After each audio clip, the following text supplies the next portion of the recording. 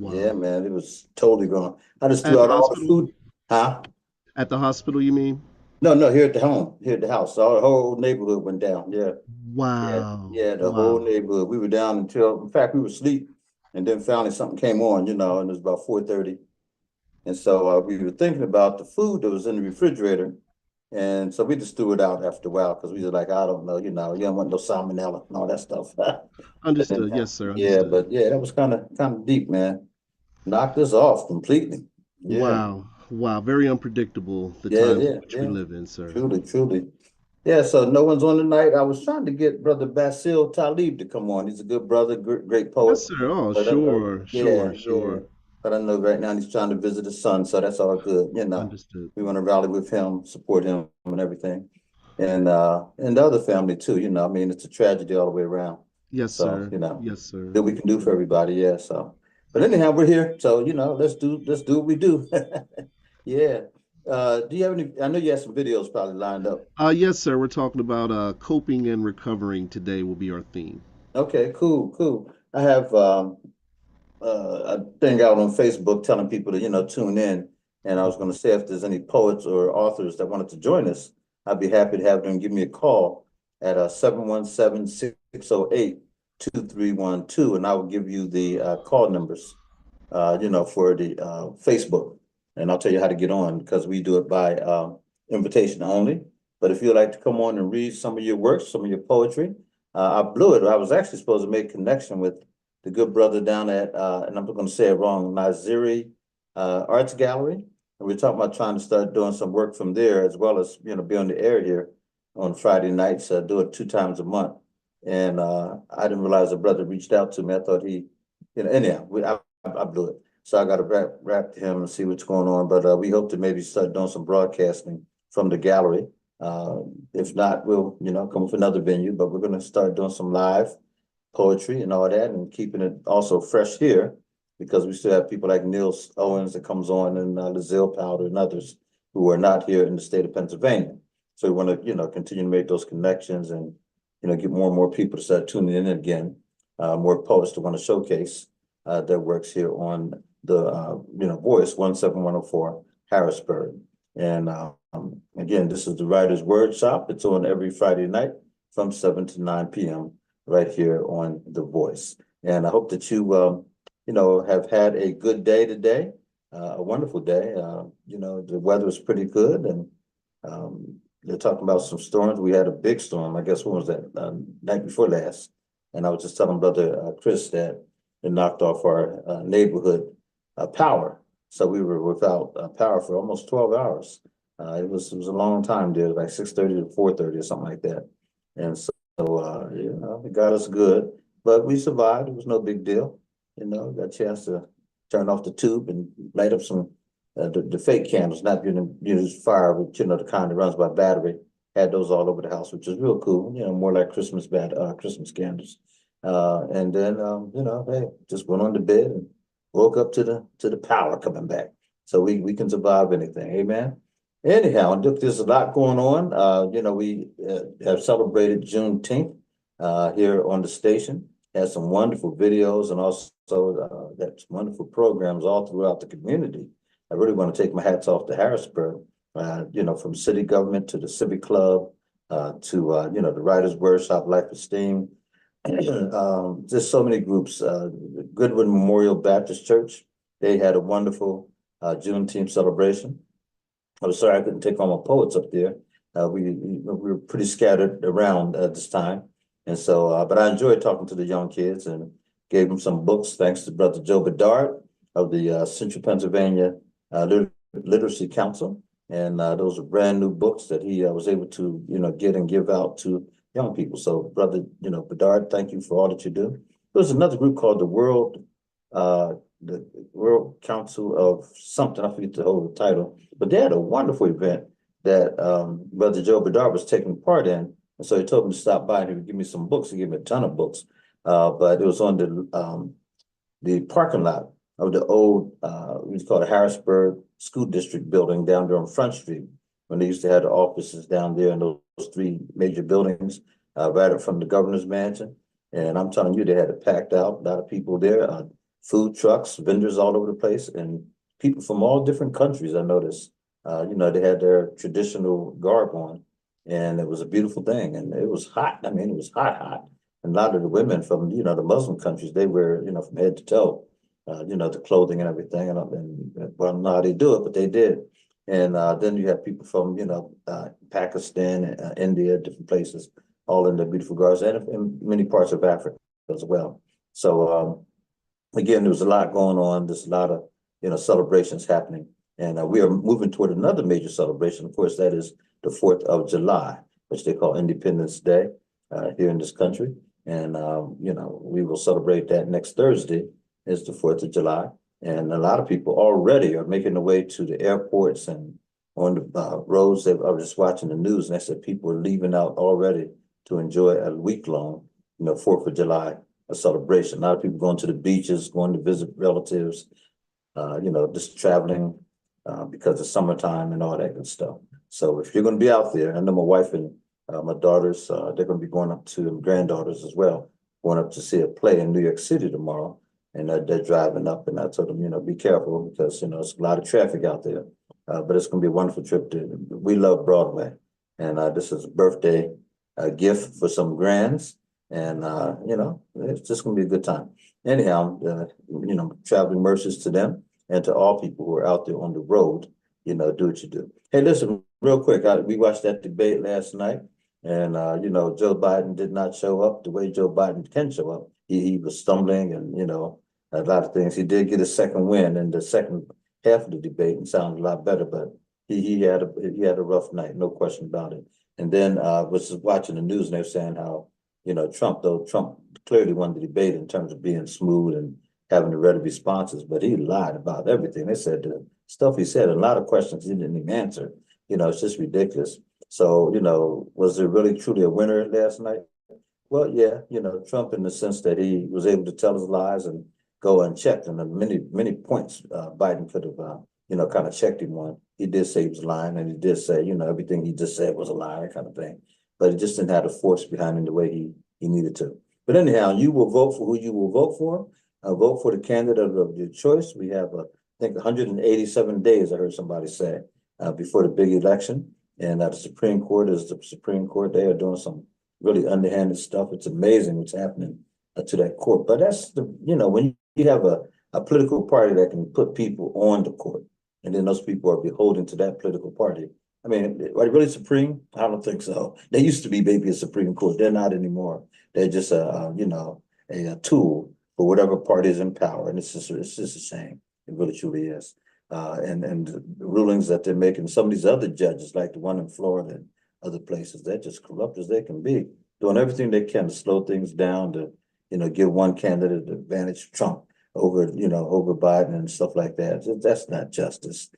It's just ridiculous. So anyhow, whatever you do, don't drop out, stop out, or any that kind of stuff. Get involved. We have to all vote. We have to all be concerned about the direction that our country is going to go in, and our voices must be heard. Whatever side you're on, just do your civic duty, okay? Just do your civic duty.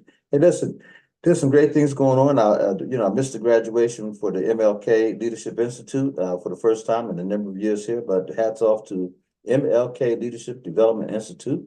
The graduates, I think there was some 20-something of them. I was able to do the opening, class with them and talk about Martin Luther King's impact and his principles and steps and all that. But then I missed like I said, the other parts of the graduation. But that didn't stop anything because they had a wonderful graduation, I believe at Harrisburg Area Community College. And I understand they have an office there now too. But, well organized, good leadership, just, great things. And I'm so glad that we had so many people stepping up to be graduates again, because that means that they're trained, they're prepared, they have a mindset of a leader, and they're ready to go out there and do what needs to be done. So again, hats off to them. Hats off also to Lisa Lickers, who took a group of young people, young ladies in particular, down south. I think they went to Georgia, and they visited some colleges down that way, Clark Atlanta and, Spelman and all that. And they had 75 young women, 25 from Pennsylvania, 25 from Buffalo, New York, and 25 from Virginia. Actually, I say Pennsylvania, 25 from the Harrisburg area, quite frankly. And they converged on, on Georgia and visited some of the colleges and, took in some other sites. And, that's a great thing. Young people will never forget those kinds of trips and the people who made it happen. So God bless them. I do want to thank again Nicole Wilkerson for her leadership in terms of putting events on. She has what's called Nicole Makes It Happen. She's a great events planner, and we had a wonderful Juneteenth celebration at Ben Franklin School. Thank you, Harrisburg School District. And we had, from the little bouncy house to, a wonderful clown. In fact, he's going to be coming into Harrisburg. But, this brother is just dynamic. Him and his wife both. His wife happens to be a physician, and he happens to be a professional clown who has traveled all over the world as being a clown with major circuses. His family was in the circus, so he grew up that way. And now he's training people to be clowns in hospitals, especially for children who need, that upliftment when they're going through some really tough times in hospital, especially for a little kid. And so he's, targeted Harrisburg here because he has programs in Pittsburgh, in Toronto, Canada, and other states. He's doing great, mighty work with him and his wife both. And so they're going to bring that to Harrisburg. And we're looking at July the 23rd being one of our targeted dates. And we'll tell you more about that. If you're interested in maybe being someone to be trained to be a clown and go into the hospitals and lift up people's spirits, now's your chance. Now's your time. We'll tell you more about that as we get closer and closer, okay? Let me go ask Brother Chris if he'll bring up the first video for tonight, just to set the tone. And maybe we'll be joined by a few people a little bit later. We have a small family group of poets and writers, people like Ro Brady, who has her own business now. She's a master teacher. People like Neil Owens, who's a master author, as is Ro. They both have written some very, very good stories. Lizelle Powder out of New York City. Neil Owens is out of High Point, North Carolina. And then we have people like Dr. Dan Snowden, who's right here in Harrisburg, by way of Philadelphia, most of his life, I think. And then, just others who joined in. We haven't seen Wendy Nocheonia in a while, but she's one of the mainstays of the Writers' Wordshop, and she's a very, very good writer, as you know. And so anyhow, a lot of good people associated with this group. And if you'd like to be a part of it, give me a call, 717-608-2312.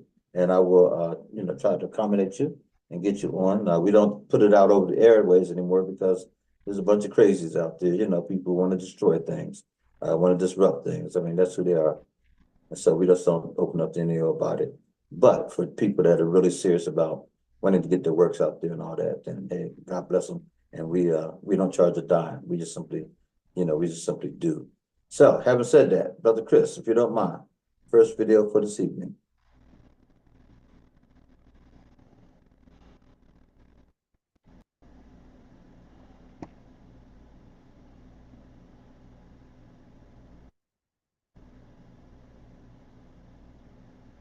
For Robin, it's been a struggle.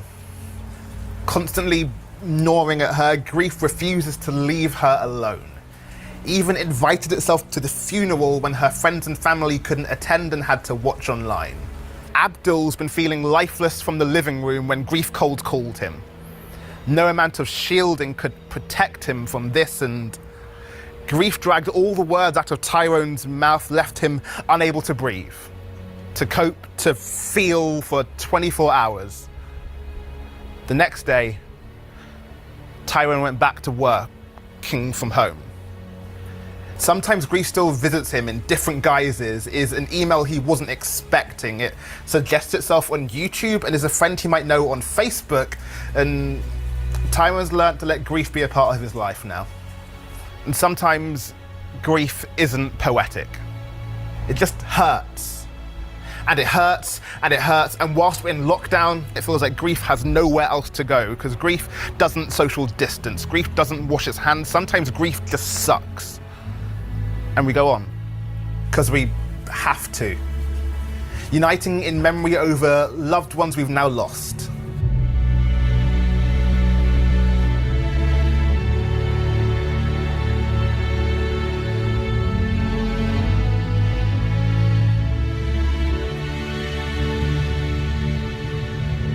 Robin and the girls were traded beer gardens for webcams. £6 glasses of red had now become bottles from Tesco's, and they drink to share stories of the past. They're accepting virtual hugs in place of the real thing, and even invite grief in on the conversation, though they insist it keeps its mic muted throughout. Abdul's been ordering takeaways and Amazon deliveries, and being the essential worker that it is, grief always delivers. Abdul is coping. He's finding comfort in retail therapy over the real thing. And Tyrone writes, knows grief only came to visit when a friend he hasn't seen for 2 years was taken from him, and was surprised at how intrusive grief was annoyed when grief took over the house until he saw that grief invited over remembrance. And whilst trading tales over WhatsApp in lieu of drunken strolls down memory lane doesn't quite hit right,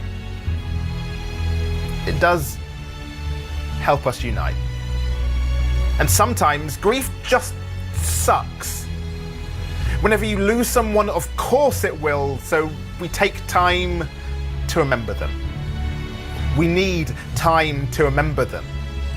Time to let grief turn into love. Ensure that their memories can live on. Ensure that we can leave some memories for others that will be worth grieving over.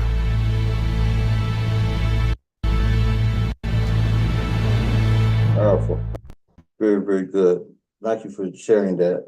You know, I mentioned that I'm a death doula certified, and people have asked, well, what is a death doula and what do they do? And Brother Chris, somebody asked if you can pull up, there's a video. Let me see if I can send it to you real quick. There's a sister who does a wonderful job explaining, death doula, what they do and all that. I hope this is the one, because Terry Martinez sent it to me. And the sister has a number of them on. Can't get it to come up right now. I'm trying to push it here. Yeah, okay, maybe I do have it, okay. But anyhow, if I can give you the information, I will send it to you. But I'm not seeing that's exactly the one.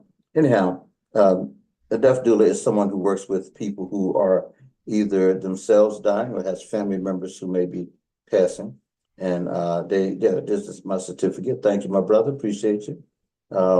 There's a video that I had. It was fantastic. The sister, I think she's out of Africa. I'm not sure. But anyhow, she does it. We're looking forward to seeing you tomorrow. Okay. Anyhow, so she does a fantastic job of breaking it down. That's why I'd rather, if you could find her by any chance. Terry Coleman or Terry Martinez had it on her, messenger page and sent it to me, and I looked at it. Then I shared it with our chaplains group that we are training, to be volunteers there at the UPMC hospitals or, getting out there in the workforce. But so I'll see if I can pull it up. But I would like the audience tonight to hear about that, especially since we were talking about grief. That was a good piece from the brother talking about, grief in such a way. He said grief is not always poetic. You ain't lying. And grief sometimes is flat out hurts. It really truly does. And so we're going to concentrate on that. One of the great poets in our area and writers is Julia Mallory. And Julia does a lot of grief work. If you've never heard her speak or seen her, programs, then, you want to check her out. She's an outstanding young lady who just opened up her own spot called 1006 down on 3rd Street. And she does special occasion events there, for what I'm told. But she also had a tragic loss of her son, Julian. And from that, pain, she created a mechanism for others to deal with their own grief. And so, she has a book of poetry out, books of poetry out, and she does a lot of workshops on grief. So, again, check out Julia Mallory at 1006. That's the name of her spot. You're on 3rd Street off of 3rd and Bose and 3rd. It's between 3rd and Bose and 3rd and her, I believe, if I have that correct. But anyhow, good stuff. Good stuff, Brother Chris. Thanks so much.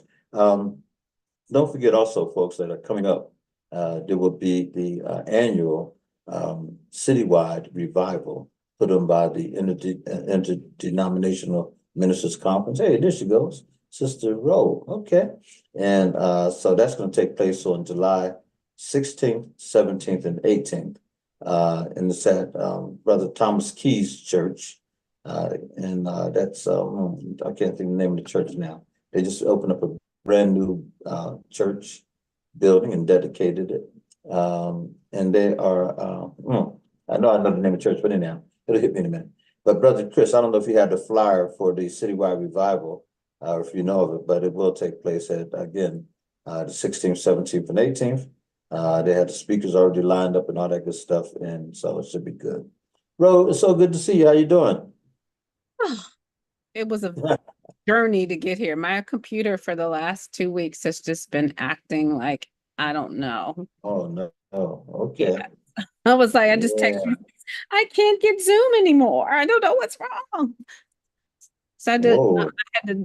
I had to shut my computer off and just say, okay, and then like give it a back rub, a massage, tell it I loved it, and then Yeah. Well, I know for those people who don't know, Ro Brady is the editor-in-chief of the Black Wall Street newspaper. She's an author, as both a playwright, novelist, as well as a poet, and has a new book of poetry out right now. Is that right, Ro? yes, I'm actually ordering copies tonight. Fantastic. Okay. Order me a copy. I want a copy. I'll buy it from you. Definitely. I want to see it. Okay. Okay. And yeah, absolutely. And also the Black Wall Street newspaper, when would the next issue be out?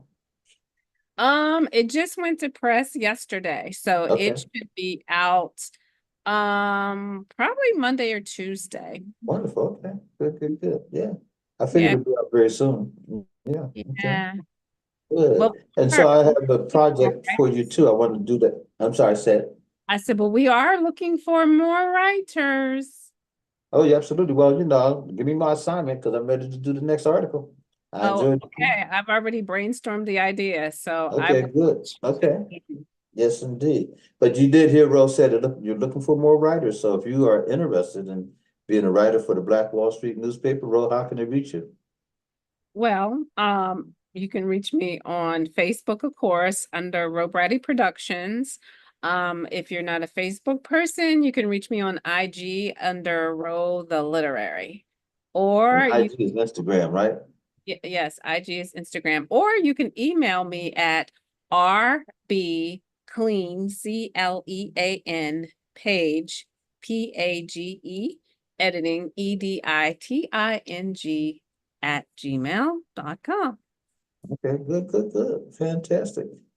Well, folks, listen, she's looking for writers, so take her up on it. I enjoy writing little articles myself, so it's good stuff, What else is going on? Oh gosh. Right now, last week I came home. I was going to come on. I was so tired. I think I went to bed like a 7:45. I've been doing children's theater. And it's like, Okay. oh my gosh, I love little kids, but they take a lot of energy. Mm-hmm. They take a lot. It's a children's play that I wrote, and I'm doing it for a child care center for their parents. I'm like, oh my gosh. Well, let me ask you this now. That's interesting because I was thinking of the Martin Luther King Church that had the summer theater experience. And are they having it this year? No.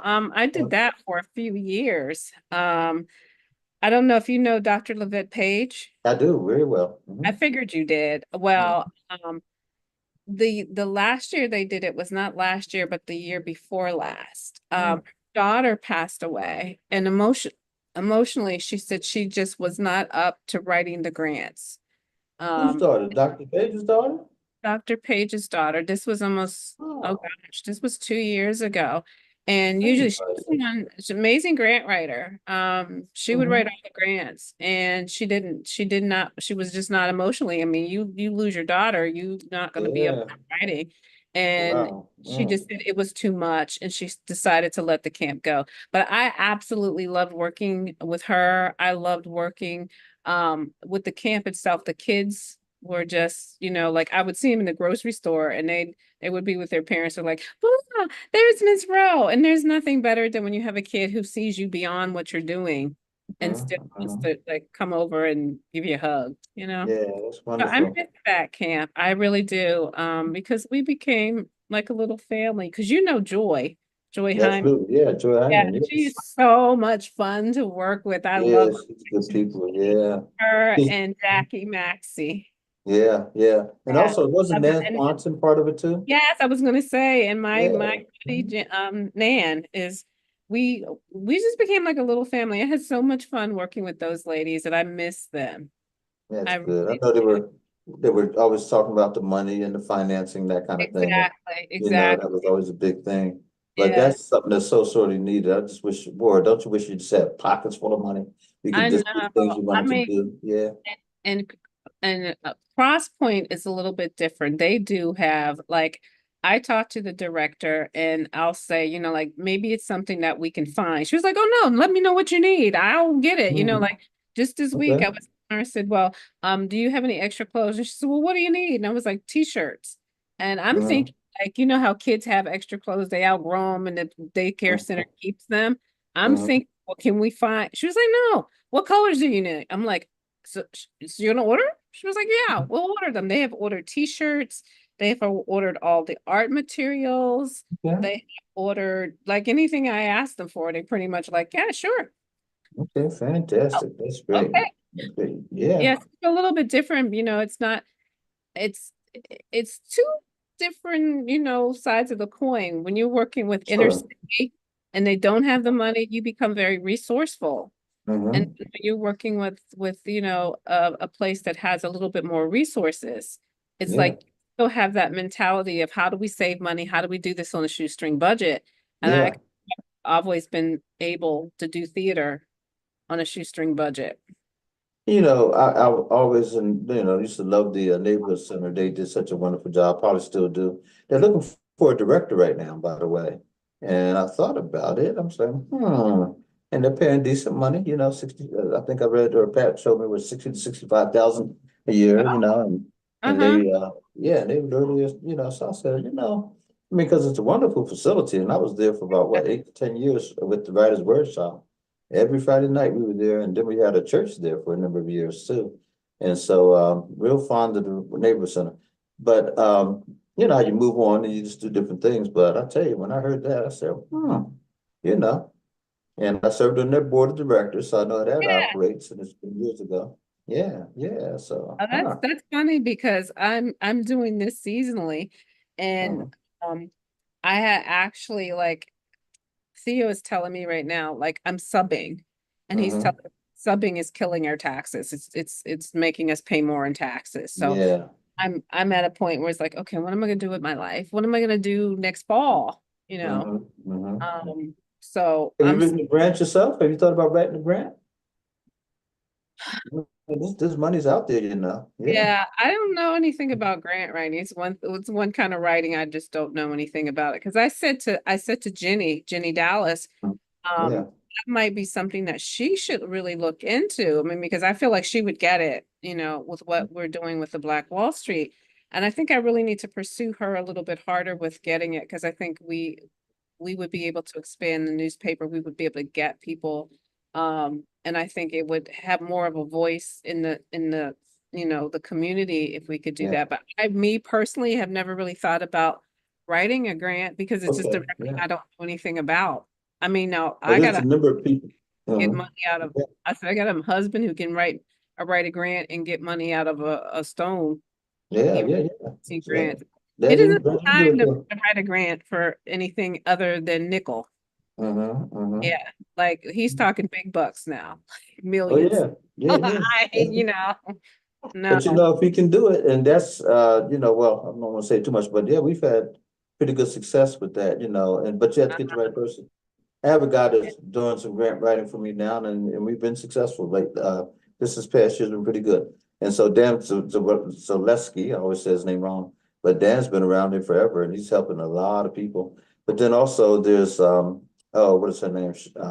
Sherry Clauser is a fantastic grants writer. And she's written a number of things for Pat. She's worked with Pat before. But there's people around who know how to do it and get it done. Yeah. So that's something I don't revel in doing. I've done it before for the Council of Arts and been successful with it. But you have people like Juanita Grant, who writes grants for herself, but also she has written grants for other people, but very rarely, you know. But people know how to do it, so they can teach you. And she does a grants writing workshop. At least she did. I don't know if she's still doing that. Yeah, I Yeah. mean, I think, I used to develop curriculum, so it can't that be much harder, At I've all, at developed all. the Yeah, Harrisburg School District at one point. yeah. So it But really can't be much no, more, it's not. It's and not. we had to look at, Common Core standards and that Mm. sort of thing, grade leveling and all that. So No, you did that. You can definitely write a grant. It's just putting the budget in and, having yeah. the various components. The other main thing about grant writing is you got to know what they're asking. If you don't give them what they're asking for, then they just simply knock you out completely. And it's the little things too. And that's sort of like, sometimes you almost feel like they're playing games, but it is with the way, the way it's done. But anyhow, we'll talk more about that because a lot of writers, we talk about doing things and we write all the time. And then we say, well, I can't do it. But yeah, you can, it's just finding out. And I had a guy contact me once, he was furious. And he said, I want you to look at something. I said, okay. And I've written some grants, okay, but nothing major, but grants. And I told him, I said, now, you have to almost do the same process for a small grant that you have for a big grant. Sometimes the bigger grants are just asking you to jump through more hoops. But make a long story short, he showed me something that was done by a grant writer here locally. And he said, do you think this is a proposal? And I looked at it and I said, yeah, this is a proposal. He was like, what? Oh no, look at that. I said, well, see, now here's the thing. I said, you called me up. I came all this way and you asked me the question. Now you're going to say, I said, you didn't have, if you really felt that way, you don't need to ask anybody anything. You simply say, I don't accept this. I said, because you asked me and I've, worked for United Way. So I saw grants. I worked for the Department of Education. I saw grants. Everybody had to write a grant to get the money from us. And same through the Department of Education. I said, so I know what it looks like. I know exactly what it, And I said, well, let me ask you a question. Did you send it out? And he said, no, I wouldn't send this out. This is embarrassing. I said, no, it's embarrassing if you get back embarrassing remarks. I said, send it out and see what kind of response comes back. Then you can say to the grant writer, look what these people said. Look what they're saying about this. This is, I said, right now, no, you just you're in your feelings, and you just want to fight. I mean, that's what you're all about. I said, but if you send that thing out to reputable companies, agencies that are giving away money, then they can tell you this is not a grant, this and that, I said, it is a grant. I said, however, the question you need to ask is it an effective grant? It has all the components, but does it spell it out enough? And so he couldn't hear nothing I was saying because he got so emotionally attached. So anyhow, eventually he just went to pot. But someone else will take that same grant, send that bad boy up, and guess what? Get funded. But and if you don't get funded, you just say, okay, and just move on to the next one. I mean, that's what you do. Yeah. So that's why Dan, I said, I can't do this stuff. I let Dan worry about all that. And he has people. I'm hoping, and Jenny is so hard to have a long conversation with. It's usually like in and out. And out, but I think that would be something that she should really delve into. I don't know how much experience she has with grant writing, but I really do think that the work that we're doing at the Black Wall Street, if we had a larger budget, we could do a lot more. Absolutely. Just no question about that. And sometimes it's not a matter of the budget. I will tell you, Pat once got it wasn't a grant. Well, it was a grant in a sense, but they just kind of gave it to her. She didn't write grants. I mean, Pat's written some very successful grants, but she literally just made relationships with various companies, as did Vera White Reynolds, Vera Cornish, I'm sorry, Vera Cornish when she was around. Same thing, before Vera passed away, unfortunately. She was very successful making these connections. And so one time Pat got a year-long, all the paper she ever wanted and the printing for one full year. This company said, we will do anything you want for any program and there's no limit. And she was like, being kind of, well, I don't want, well, they're like, no, we just told you. And so that was an incredible find. And guess what? She was able to do so much with that. So a lot of it is the printing and the cost of the paper and all that. But think about if you got a deal like that, for 1 year and really could take that thing off. Mm-hmm. Yeah, Yeah, yeah. we're getting a couple new ads, Mhm, couple new sponsors. But I had said to Jenny and Lehana, her daughter, who works with me, is she's the actual publisher. And mhm, then there's a graphic artist who is actually not even in this country that we work with. I want mhm. to say I think he's Germany. I'm not sure, but he's not in the country. Um, so it's basically, I call it grassroots newspaper, but I feel like, we offer so much to the community. The struggle now is just to find people who would like to write. And really what it's done for me is I remember going to the Midtown Scholars when they have their tent sale. Mhm, And I was standing in line, and the girl that was at the cashier was the cashier at her desk. mhm. I said to her, and this was like pretty much when like COVID had kind of like cooled its jets a bit. Sure. I said to her, I said, is Midtown Scholar having any, are they back open for local authors for book signing? And she Mhm, said, yes, we are. We're taking local authors or authors in general for book signing. Um, I said, yeah, I really wanted to sign up for one. And she said, give me your name. So the woman mhm, behind me, I did not know. So I gave her my name, and the woman behind me said, oh, you're real bratty. I read your articles in the Black Wall Street all the time. And okay. I was just Mhm, like, oh, wow, you do? I mean, I was, kind of taken back that somebody would recognize me as a writer for the Black Wall Street or a writer mhm. for anything, for that matter, just on the street. Yeah, yeah, So yeah. if you are, I don't know, someone who is writing, wanting to get your name out there, wanting to get some, I don't know, airtime, so to speak, for your writing, it's a great way to do that because that's what it's done for me. I've published so many poems Mhm, in the Black Wall Street. mhm, mhm, mhm. So it does not, pay you much, but it is one of those things where sometimes as a new writer, you have to think, what's valuable to me right now? Exposure, or do I just want to make money? And sometimes the exposure is a lot better than Mhm. making money because the exposure will bring you in the long run more money. And not only that, you can actually, I mean, let's be honest about it. We are living in the information age, and there's so many ways of putting out your work, whether it be, a podcast, Mm-hmm. whatever. There's so many different things. You can do your own newsletter, you can do your own books. I mean, it's just a matter of just doing it. And then once you do it, you have to have that mechanism to, make sure it's distributed, because people always ask me, where do you get the Black Wall Street? And I say, well, it's different. I know different places where it is, and it looks like it just pops up everywhere. I said, but it's out there. So if you want to find it, hey, you can find it. But yeah, that's always part of it. It's like, what vehicle are you going to use? How consistent are you going to be? And then whether or not you're going to, make sure that it's distributed well. A lot of people have books and they have books in their garages just piled up, because, they just don't have a good distribution mechanism. Mm-hmm. Um, but get creative. It's amazing. I always like with what's the guy's name? Tyrese? No, what was his name? Tyler Perry? No, no, no. No, The not that. writer, he was the one that was doing the black books, and he graduated from Howard University. He was real hot there for a while. Came on the Wordshop here. He was up at the came to Harrisburg like 4 or 5 times. Thanks to Dave and Joyce Waters when they had that bookstore. And Mhm. I heard him, oh, I almost had it.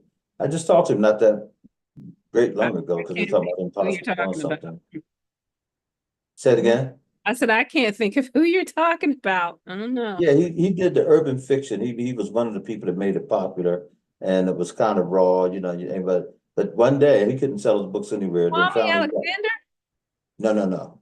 Kwame's doing fantastic, but No, that's who I thought. he's strictly a poet. Yeah, but Yeah, no, this guy, when you said urban, oh, I'm looking right at him. I almost had it. But anyhow, I'll say it this way. When I read his first book, I thought, okay.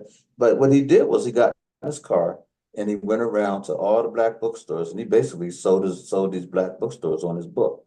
And he became so popular, he just started cranking them out, especially back in the 90s and early Mhm. 2000s. And then there was a guy who came through representing these major companies. He said, who is the hottest? Omar Tyree.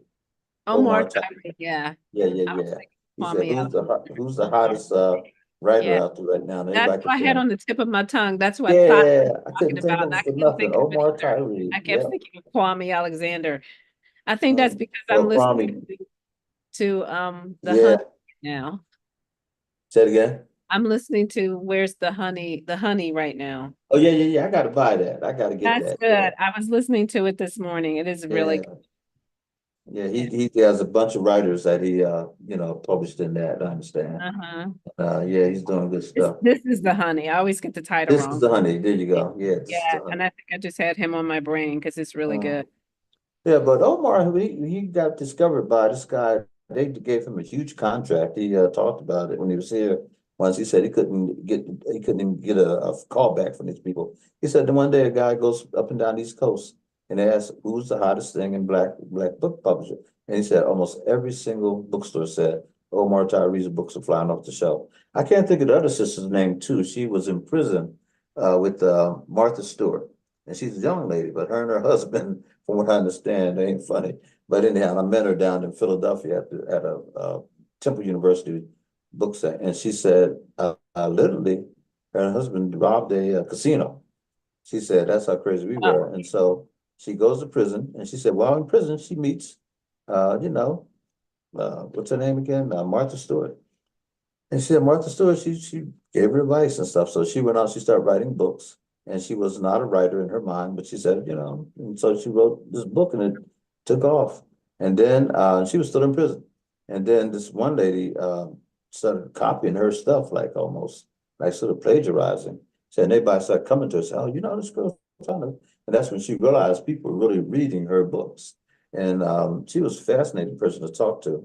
But anyhow, once I just met her, then I started seeing her name everywhere. I mean, you couldn't go into Borders or any place else where, if they had a section of black books, I mean, she was there. And I often wonder what happened to her, if she's still writing or whatever. I don't read that genre, necessarily, but she was big time. And so, hey, do what we do. And the thing about Kwame, you mentioned him, he did poetry. His book was called Crossover. And remember, they turned that into a movie. yeah, I And know. I so, have it. I TV have that series. book. Mhm. Yeah, yeah, yeah, I do. Yeah, I just picked it up. I got a Mhm. bunch of them from from the guy Joe Bedard. He gave me some to give out to kids and everything. So, and I gave some out over at the Goodwin Memorial last week. No, yeah, was that last week? Yeah, last week. Great. I have to thank you for your donation to because that's where I gave them to was the Cross Point. Mhm. They haven't done it yet. They're doing a literacy day. Good. Okay. Yeah, so Beautiful. Mhm. they will go all to the kids. Excellent, fantastic, good, good, good. Thank you Well, so that's what much. it's all about. I felt bad. I wanted to have you and others to come over to Goodwin, and I just drug my feet and didn't, put the word out the way I was supposed to. And oh, I'm going to do it. I'm going to do it. Never did it. So I ended up being the only person there with them. But we had a great time. They had a number of about 20 young people, and they all got books. And then some of the littlest people. I mean, little ones. I'm talking about, fifth, sixth, about 6 and 7 years old, maybe just say it, they were reading chapter books. They were like, oh no, but can we have chapter books? And I was like, yeah, and they got them. Now, I was because like, come on now. the Yeah. kids that I'm working with now are, six, Uh-huh. 7 years old. And I've got the middle schoolers and I've got the second, third graders. Uh-huh. And most of the second, third graders now are reading chapter books. I have one little girl that's in my class. She's the youngest, she's 6. And Uh-huh. we had gone to the library, I guess about 2 weeks ago, and we were thumbing through books. And she said, I read that already.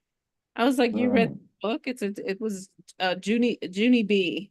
That was a chapter book. Yeah, I mean, yeah. it's long, but she's like, yeah, I read the whole series. And then picked one Uh-huh. I thought she hadn't read. And we do a reading, like I read to them. oh, for like 15 minutes a chapter every morning, and then we do like a morning circle and have a question we answer. So Okay. she was like, oh, that's, and then she starts to tell me what's happening in the story. I'm like, don't spoil the story. We know you. Yeah. And she's Yeah. only 6. Mm-hmm. Yeah. Yeah, that's fantastic. I mean, there's some very impressive young people out there, and we always hear about folks, doing the crazy stuff. But these young people who are reading at a high level and doing well, we need to push them more. We need to, let people know that not all of our kids are having, struggles and all that kind of stuff academically. Some of them are really, really bright. And they showed a young lady on Facebook. She just got her PhD from one of the more prestigious schools, Princeton, somewhere like that. She's like 16 years old. I saw that. Yeah, I'm like, come on now. I mean, that's fantastic. That's great, Um, who knows where her ceiling's gonna be. I mean, this girl's gonna go high, go far. I mean, like, Yeah, where else there's to go after you get a PhD? I know. Yeah, Like, what you you just go start teach? all over and just get a PhD in something else. Well, not on that law. I remember there's a good buddy of mine. Well, actually, right down in Penn State there, she has both a PhD and a law degree. That's what's her name? Remember we met her? Were you with us then down at Elizabethtown College?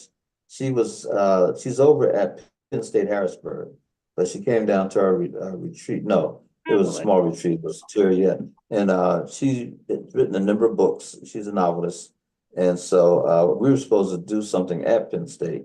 And then at the last minute, she decided we hadn't really done our, due diligence. And so we're hoping to maybe reconnect with her. But yeah, she has a PhD in law degree. And I've known a few people like that who got these, My major. brother was like that. He was in the military. He was a lieutenant colonel, and then Mhm. decided like, oh, I've got this what do you call it? What do you call it? The bill, the what do you call it? I know you know what it is, and I can't. GI Bill. Yeah, it's a GI Bill. And he's like, well, I might as well use it. So Hmm. my sister-in-law has a doctorate in theology, and he Hmm. had a law degree before he passed away that he really never used and passed the bar and everything, could have Oh, practiced wow. law wherever he wanted to, but it was just the fact that he could go to school for free. Like, why not do it? Why not do it? I'm telling Yeah. you. Like Well, if I was in the military, I probably would have a PhD by now and mhm, be upon mhm. degree because I wouldn't have to Well, pay. just I'll tell you, yeah, you'd be surprised. Even the people I work with, I have a couple of people have 2 or 3 PhDs, and it's like, huh. Dr. Brenda Alton has 2, doctorate degrees. A lot of people don't know that, but she just finished her PhD, I think, last year before last. We had a big celebration for her, and then she also has her doctorate in theology. She had that first, but she's a firecracker. She's really good. And other folks, there's a couple of people we work with together. There's titles, so I it is don't what it know. is. And For a mhm, while, I did. I wanted to go back to school and get a PhD, probably in creative writing. I wanted to go mhm, back and get a second master's in creative writing. And I yeah, often regret that I never did. I mhm. just started taking whatever writing courses I could take. I just started taking writing courses. But you're a writer. Yeah, so I just started taking like, oh, okay, it's a writing course. It's Mhm, mhm. $150. Let me take that Yeah, one. yeah. Yeah. Main thing is you're a writer. That's the key Mhm. to all that education stuff, to use it before you lose it, Yeah, this Hey, is true. let's do this here real quick. Let's do one more video here. I know it like a lot of times I love these chats. I'm so glad you came on. We will, continue to talk and everything, but I want to make sure that I get the video. We had one already that was really outstanding. Oh, I And missed it. I was still trying to get on. yeah, it was on grief. Yeah, and the brother sounded like he's out of England or some parts. And so, Brother Chris, if you can bring up the second video for the night, appreciate it. And then I will continue on talking to Ro Brady and anyone out there who's interested in being a part of the Writers Workshop and maybe doing your poetry or whatever. You can always come on. Give me a call first, though, because we don't let just anybody on. We're just making sure that people are serious. Not gonna try to put pornography and everything else up. Like we've been ambushed twice, bro. But that's okay. It won't happen again if God is willing and So I think Brother Chris is trying to bring something up for us now. Yeah, okay.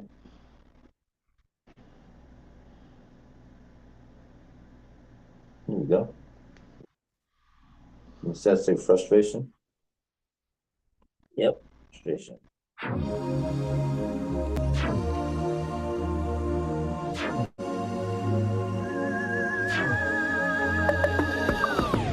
My heart is starting to race and my muscles are getting tight. My breathing is getting faster. My face feels hot and it feels like I just might burst like a volcano. Picture fizzy pop when you shake the bottle, then open it up. Feel the uncontainable spill spread spaciously across the field of my vicinity. Cause it's been locked up in a cage, poked and prodded with a cane. Repeatedly, so you'll see non-stop symptoms of frustration playing on this screen. The feeling of being upset or annoyed as a result of being unable to change or achieve something is what frustration means. When I don't feel listened to, people get on my nerves, things don't go to plan. These be the triggers that shoot the frustration laser beam.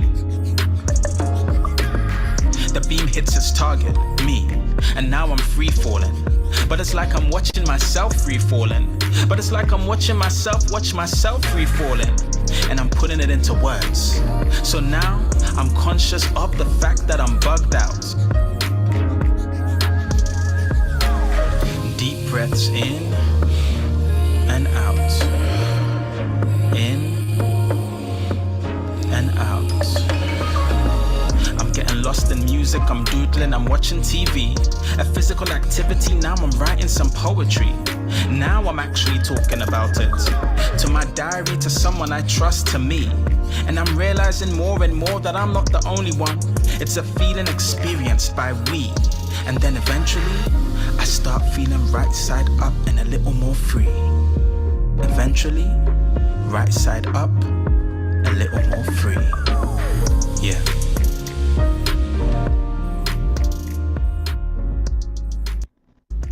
Cool stuff.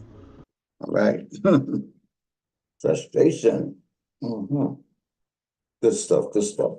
So, Ro, you have your company, and I know you got your business, your editing, and you know, I forget what to call it, but anyhow, your literary business. Tell us a little bit about it for those people who don't know anything about it. Yeah, I might have picked up a potential client. Oh, good. I started it, gosh, it's been a couple of months now. It's almost been, I don't think it's been a year, maybe at least a good 8 months. I started RB Clean Page Editing. Clean Page Editing and ghostwriting. It's going fairly well. I am almost at the end of 2 projects.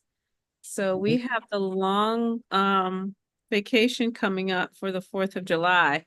So I told myself that's what I was going to be working on. And I have some things for you that I will need to be sending you. So we need to have a day where you slow down a moment. We actually have more than a 5-minute conversation. We have to do that. Yes, absolutely. Yeah. So Looking we forward to it. can line your things up. But I don't know. I think the thing that I really enjoy most about it is the developmental editing. I love taking a story and finding some way to make it where it grabs hold of the audience's attention. You know, I love a plot twist. So I think the strongest skill I have, I think, is the developmental editing. Is taking a story and bringing it and giving it a plot twist.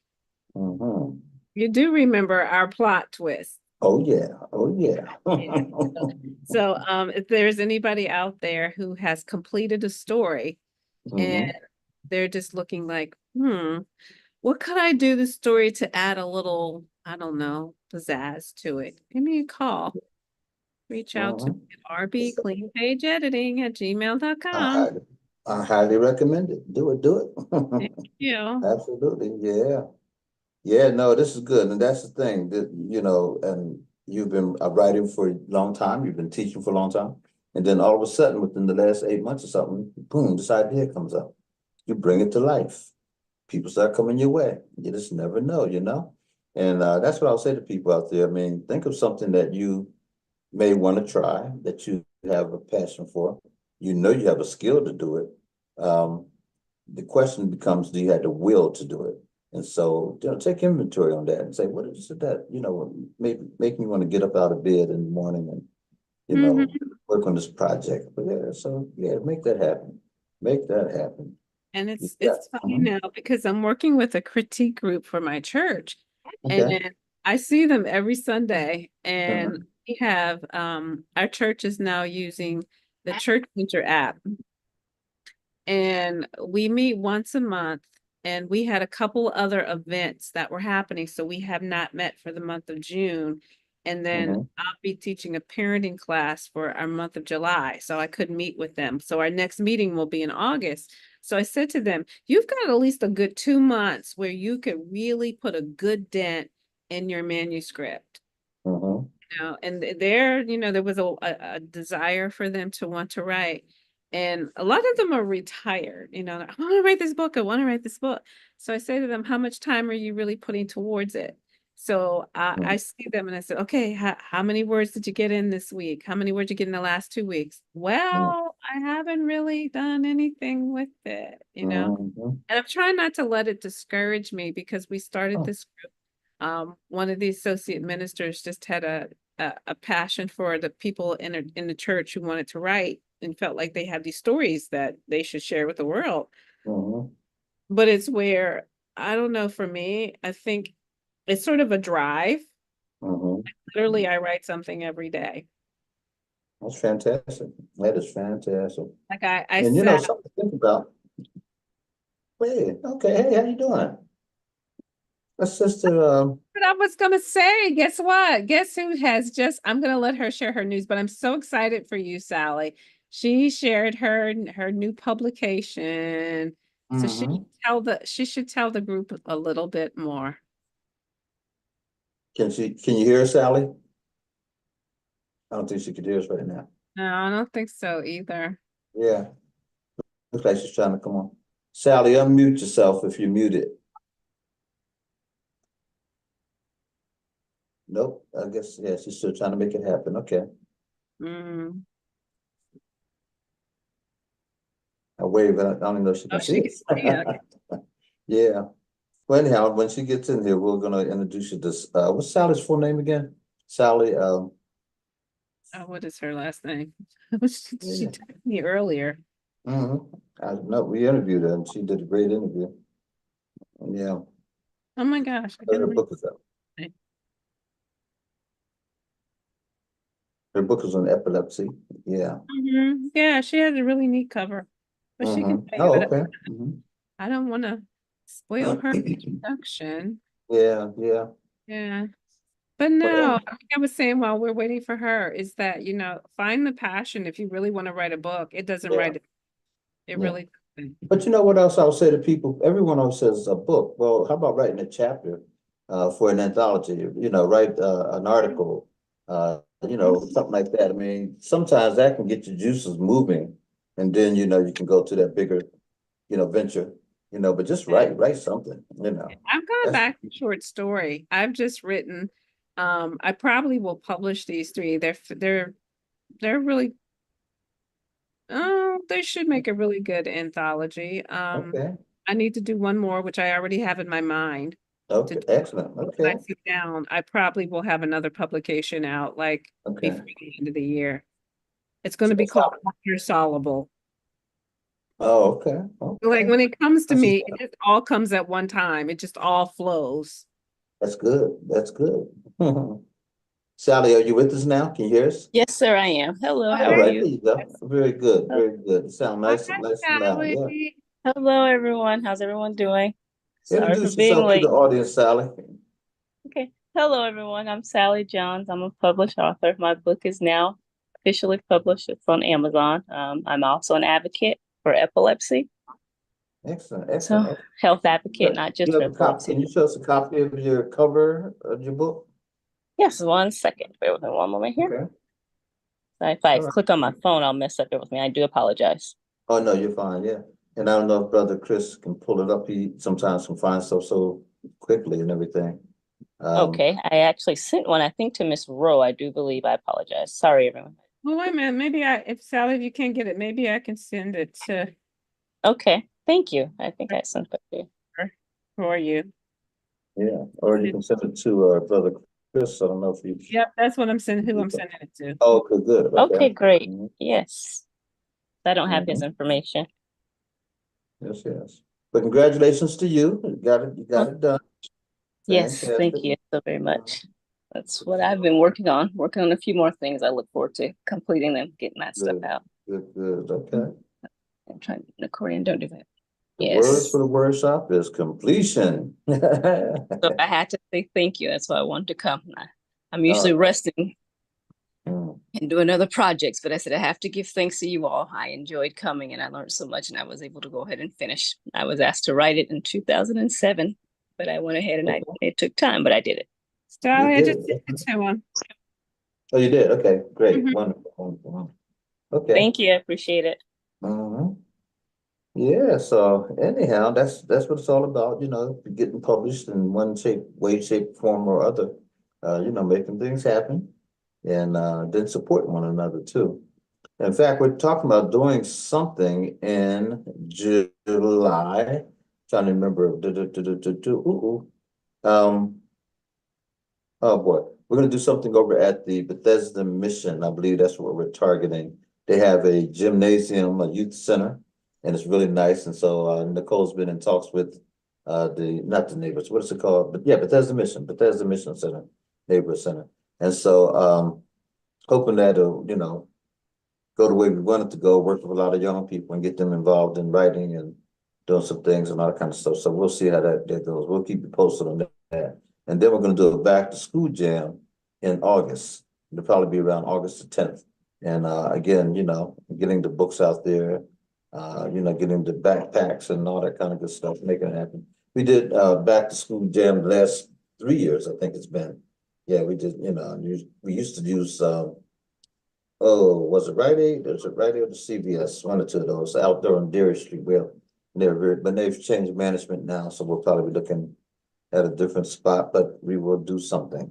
That's for sure. That's for sure. Okay. Yeah. Brother Chris, I don't know if you were able to see Sally John's book cover.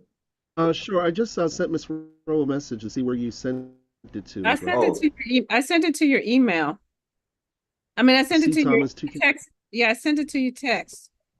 Your on my phone. phone or on Facebook. Okay, let me check. Okay, hold on. Okay. Here we go. Gotcha. Give me I 2 can do it secs this here. way. Okay. Okay. Here. If you can get it, I can flip this over and I can show you. I'm sure you'll get it, but if you can Most show us too, definitely. that's fine. Usually has some amazing stuff. Mhm.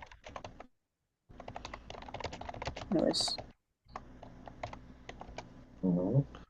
Anyhow, for those folks But who I are just just coming received the in. link today, and it just Mhm. became available yesterday. Yeah, It wonderful. takes 72 hours, of course, for them to go ahead and Mhm. do it. Yes. Good stuff. Good stuff. Oh, well, tell him I'm going to send him my link. Mm-hmm. Yeah, bro, we saw your book cover, didn't we? I think Or so. did you good at? Huh? I don't know if we did. I thought we did. Wasn't I the feature author? And You I were. pulled it back. Yeah, I pulled it back in because I there was a typo. That's right. You did mention that, yeah. Yeah.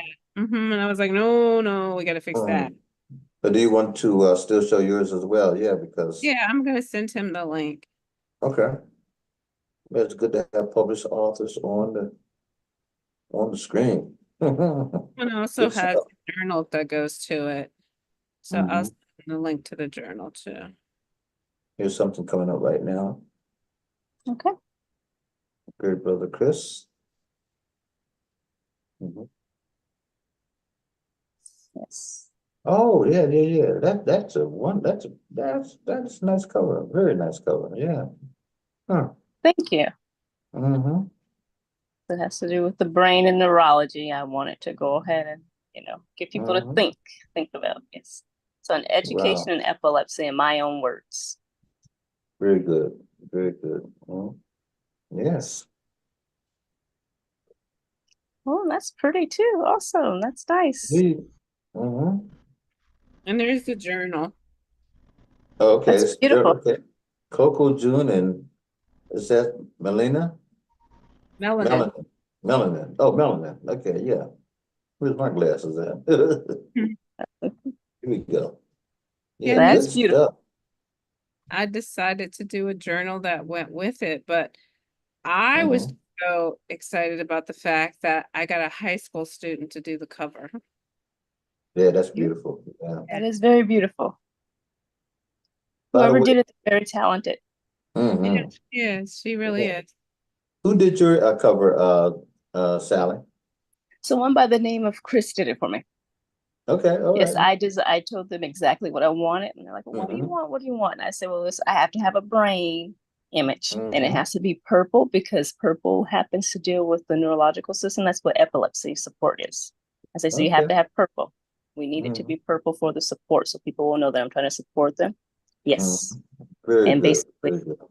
when anytime you look at you go to like a neurological office, they will usually show you something with the brain that's going to show you your nervous systems and everything. So I had to have my own. I can't just take someone else's, but I have Mhm. to image exactly what I want in the color just to kind of grasp the mind, get their attention. That was good. Very nice. Both covers are very, very well done. Thank you. Dion Renee, are you familiar with her by any chance? Anybody? Ro or Sally? Dion Mm, Renee, she's a graphic artist, and she also did the artwork for Woman King, the movie Woman King. mm. And Really? mhm. Very And she's right here nice. in Harrisburg. And she also did a painting for Chaka Khan. She was showing us, and also one for Oprah Winfrey. And who else did she mention? There's other people, and you know, she's just out there. She's there's a queen out of Africa. You know, beautiful work she did for her, and all the pictures they took and all that kind of stuff. Wow, I mean, you know, good stuff. You Nice. know, so On the anyhow, back, I just have a photo of myself oh, do from you? my Okay. head. Yes, I Mhm. don't know if you guys can see that. Probably I can't just see see it. we see the front cover right now. Yeah. Okay. But Mhm. yeah, I'll have to send it to you. I send something to your phone. But it's just a photo of me from having an image, an MRI image. So it Okay. has the devices on attached on my head. So that's the back part Oh of it. wow. And this, yes. Okay. Oh, okay. That's cool. I can't wait to see that. Okay, which what we have here. Just bringing it up. That's Oh, there beautiful. you go. That's Dion Renee, the Queen. Wow, you're really good, Chris. Thank you, brother. Dion Renee is the one on the right, and the Queen. Nice. Yeah, and the Queen. You see, she's young, but also in Africa, she's explaining to us that she's actually a king. She's one of the few women who are designated as such, and the reason why she was breaking all that down. Plus, she's highly educated. She was really the Queen is dynamic person. She said, but we never hear about this kind of stuff. And that was, I think that was up in New York or maybe she was in Africa at the time, I forget. But she came and did some portraits for Pat and I. And I'm telling you go. She really is, dynamic. Wow. Yeah, she came and spent like an hour and a half, 2 hours with us and took pictures. But she's a graphic artist and all these other things she does. So you want to get to know There's an Dion Renee right on here her in Harrisburg, folks. Yeah. article on her from the Black Wall Street too. You already did? Mm-hmm. How long ago? Which one? Was it That recently? picture is from the Black Wall Street. That That picture picture has is, been, it might yeah. not be originally from the Black Wall Street, but it was in one of the issues, the Black Wall Street, the one Yeah, that yeah. posted over Okay. there. I got to make sure I have that. I That was don't a always cover. get it wrong. That was also a cover from the Black Wall Street. Oh, that's There. right. I remember that one. Yeah, you're right. I Uh-huh. did say have that. Yeah, absolutely. But yeah, that was her idea, her painting. Woman King. Nice. Go ahead. So let's do a little round robin here. Sally, talk about your book for a minute, and then let's get Ro to do the same. And we know it's on Amazon, and it's about epilepsy, right? How many pages is it? It is 100 and I do believe 87 pages. Nice. Oh man, good, good, Didn't want to good. have it too long because you don't want to bore them, but I want to keep them interested. And then Mhm. that way I can always come back with step 2. I want to kind of Is it keep them more of indulged. is it more of an understanding epilepsy and educating, or is it more about your journey, or a little bit of both? It's a little bit of both. What it is, I'm Okay. educating, I'm advocating for people. I'm telling them what I've experienced. I'm also teaching them how to advocate. Say, for instance, if you need your doctor isn't checking your blood levels correctly. If you're not, everyone's going to react differently to medications. We all can't take the same medicine. I Mhm. also talk about the vagal nerve stimulator. For instance, I can't take medicines. I'm allergic to the stuff. And a lot of doctors assume, well, no, she can take it. And they were giving me that stuff, and that's what made my seizures worse. So I teach them about the vagal nerve stimulator and what that is and how it's supposed to go. And then I also teach them the foods to eat, the importance of rest. All this is important. Mhm. Yes. I have to So- get the rest part, that's for sure, because I don't know, I don't always do that, but then again, that's good stuff though, that's great. And how about you, Ro? You have a book coming out right now? Yeah, well, you mean the one we're just done talking about? Yeah, with that one, or whichever one you want to talk about, yeah. Oh, Just to let people, not everybody know who Ro Brady is, or what you're written. Mhm. well, Coco June and Melanin. It was funny how I got the name Coco June. I was in Costco's actually. Mhm. I Mhm. was in Costco's and I don't do dairy. So I was Mhm. looking for a dairy-free yogurt and I came across this dairy-free yogurt that was made out of coconut and it's called Coco June dairy-free yogurt. I got it home, it was delicious. I absolutely fell in love with this yogurt. And I kept thinking Mhm. about the name Coco June. And my mother had a girlfriend named Coco. And that, I mean, I don't even know how it made the connection, Coco June and Melanin. And then I started thinking about a guy in my neighborhood, everybody called Junebug. And I was sitting, I think I was subbing, and I was sitting, I kept writing Coco Junebug. You know how stuff comes to you, and I'm like, oh my heavens, like right in the middle of class. Oh my heavens, I've got the title for this book, Coco June and Melanin. You know, so it was one of those things where my past of childhood thoughts and things just came to me, and that's how I came up with the title. Excellent, excellent. Go ahead now. And that's not your, is that your poetry book? Yes, well, it's poetry and short story. Poetry and short stories, There, okay. there are two short stories in there. Good, good, good. Yeah. And one of the, well, both of them are sort of things that have happened to me. I don't want to give away the short stories, but Yeah. they're Mhm. basically based on, well, actually based on things that I have encountered. Mhm. Yeah. I saw a picture of you when you were in college, and you had like an Angela Davis fro look. You know what I mean? I was Oh, like, what? I was such an Angela Davis. I read all the like Black Renaissance writers. I had this huge afro.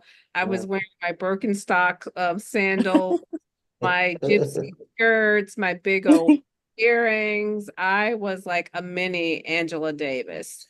No question. I saw the picture. I was like, bro, it was you. Yeah. That's fantastic. Mm. Good stuff. Right. Sally, where were you tell us again where you were born and raised? I was actually born in northern Arizona. I was raised in Okay. Flagstaff. That's about 30 minutes away from the Grand Canyon. Mm-hmm. My dad's originally from here, and he went to college in Mesa, Arizona with my mother. They were college sweethearts. She's a cheerleader, he's a football player, and I'm their baby. So Go ahead now. Now, what college did they attend? both of them went to Mesa Community College. Mesa Community. Okay, but now Yeah, he that's left not Texas. Tilton and he went Oh, on out there and played football. go Yes. ahead. Nice. Mm-hmm. Go So, ahead. Good stuff. Yeah. Well, so you were born, you said in Texas. Arizona. Oh, I'm sorry. I don't know. I heard the Texas one. You said Arizona. I heard Arizona. Yes. I have a Yeah, lot of and family in Texas and Louisiana, Mississippi, and all those areas, Atlanta. But yes, it's just a little too humid there for me. yeah, Oh, and That's that's the another thing South too. I speak about in my book is the importance of like we have to know when to be outside and when not to be outside when you take medicines because that can be very draining. So I kind of educate on all that stuff. That's the good importance stuff. of hydration and, if it's safe to be out. Just a lot of people don't know these things. And I feel like it's my job to kind of help. So yes. Either one of you want to read an excerpt from your book? Sure. Sure. Go. Okay, good. Well, let's get you both doing that then. Okay, no problem. Roy, you were on first, so why don't you, pick out a passage and read a little bit from your book, and then we'll have Sally do the same thing. Okay. Let's see. I shall read, and I think I've read this one before. Oh, I think I'll read this one. It's called Is It Eternal? And actually, my son was the motivating factor for this one. You know how you just have a bad day?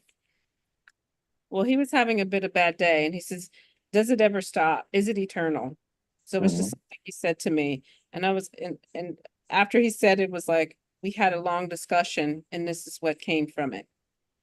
Is it eternal? Will it remain settled on my soul, ingrained in my spirit, permeating my nostrils like washed chitlins, cooking on the back burner of my mama's stove, in the kitchen where my sister's hair fried like breakfast bacon? Is it eternal? Like my daddy's bad back and busted knees. He got serving in a war for a country that thinks of him as a second-class citizen and only 3/5 of a man, unlike the man standing in the unemployment line beside him. Is it eternal? Like catching raindrops on your tongue that soon turn into blood droplets splattered across urban sidewalks.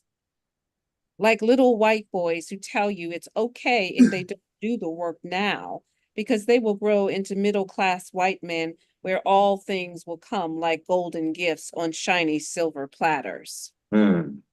Is it eternal? Like heavy oppression that pushes Black folks down, making them forget about those undreamed thoughts of success in the whitewashed marketplace? Is it eternal to be the token one, the one with the brownest face, the only one that shines like a newly washed, clean to the bone, assimilated, chosen, programmed robot?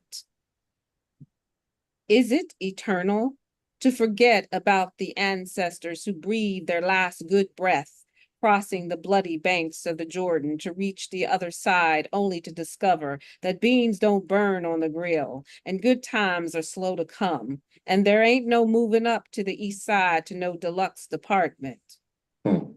Does the heaviness of carrying your melanin leave you weak at the end of the day? Does it give you cause to wonder why the finger is being pointed at you? Do you suffer from mistaken identity? Folks telling you you'll never be, finding fault with the space that you take up in the universe? Is it eternal?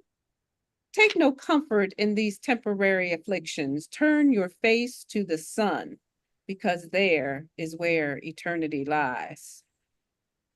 Okay. Beautiful piece. That's very nice. Very nice. Hey, Dazelle, how you doing? Had some technical stuff dealing with. I couldn't come on. Good. I'm glad you made it. We have Sally John and Ro Brady, and they're both reading the piece, and hope that you will bring something out too. You can read too, Dazelle. But at this time, we're going to ask Sally John if she will share from her new book. Okay? Okay, no problem, I will. Okay. Well, being falsely accused of having a mental illness. My biological son is my motivation. He's the reason why I smile so bright. I'm extremely capable of raising my son as a loving, intelligent, substance abuse-free epileptic mother. Bear with me one moment, just 1 second. Please turn that down right now. Okay, I apologize. I have a 16-year-old. I do apologize. And okay. Now, as I was saying, a loving, intelligent, substance abuse-free epileptic mother of one. Thankfully, we are blessed with a safe roof over our head, a refrigerator full of healthy foods and drinks to nourish our bodies. I refuse to allow anyone to steal our joy with negativity, ignorance, including false accusations. While maintaining a 3.8 college grade point average, I work as my own family court attorney. I've taught my son to always stand up for himself, to never give up on himself, and to never allow anyone to discriminate against him, including government or state agencies. Epilepsy is not a mental disorder. It's a neurological condition. In the United States of America, there is no law stating that an epileptic parent cannot give birth to or raise a child. Like my great-grandmother, Sally V. Ross Chapman, taught me well. Knowledge is extremely important. Do your research when something does not sound right to you. We must always stand up for ourselves and our loved ones. And that's what I have to do. I like it. And that's, yes. And so it's Very just to good. encourage other people, no matter what you're going through, don't give up on yourself. Everyone might not want to see you do good or want to see you succeed. You have to stay focused. Stress Yes. causes sickness. Overlook nonsense and stay focused and keep going. And that's what I want to teach you. Good stuff, Sally. Right. Thanks for sharing that. No problem. Thanks for allowing me. Okay. And also the Zip Powder who just joined us. So glad to see you. And Yeah. glad you made it. You have a piece Yeah. you'd like to read? I was having some issues. I just had the poem here on my phone. I can't get into my Hotmail account. Well, it's now Outlook, and it kind of Safari's not opening it, so I don't know what's going on. So if somebody else could read till I get it sorted. Okay, good. Do your thing. Yeah, take your time. What I will do is ask Brother Chris what time would you? I'd like you all to check the time. Because I try to be a good steward with time. So it's 8:26, so we're good. We're real good. Again, folks, this is the Writers Wordshop, where we've been around since 1977, and we are, right now online, and we're, a platform where writers can come on and share their works.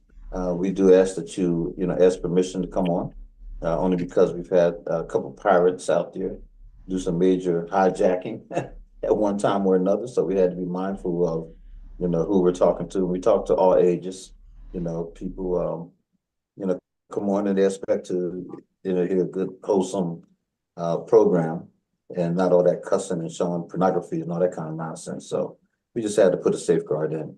So anyhow, so glad to have it. They got all ladies again tonight. They got, Sally John, they got Ro Brad, they got Lucille Powder, and I'm blessed enough to be in the midst of it all. Okay, and my name is Nate Gadsden, and our person who is the engineer and master behind all of the stuff that you see would be brother, the Reverend Chris Thomas, who is the founder of and owner of the Voice 17104 Harrisburg with his wife, and they make a dynamic couple, and so we're so glad to have them.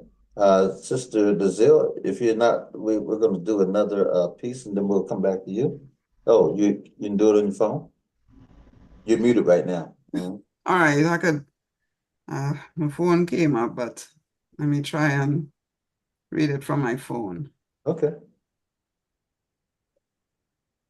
All right, it's called I Am a 10, Maybe. Because I feel like a 10, it's a makeup number, a number that can change to one single digit. That is stagnant for a while. It can change to my lowness of my inner being as I grappled at life to try and stand above the noise that looks for company, the noise that says you are not good enough.